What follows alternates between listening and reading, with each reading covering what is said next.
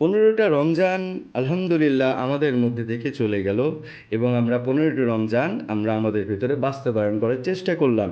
তো আমরা কতটুকু বাস্তবায়ন করলাম একটু এখন গবেষণা করি। এখন আমরা জাকাত দেওয়ার জন্য প্রস্তুতি নিচ্ছি, কেউ কেউ জাকাত দেওয়া শুরু করছে। তো এই জাকাতের জন্য আমাদের মার্কেটে কিন্তু একটা স্থান নির্ধারণ করা থাকে, যেখানে হচ্ছে সব থেকে কম দামি জিনিসগুলো, কম দামি জামা কাপড়গুলো বিক্রি করা হয়।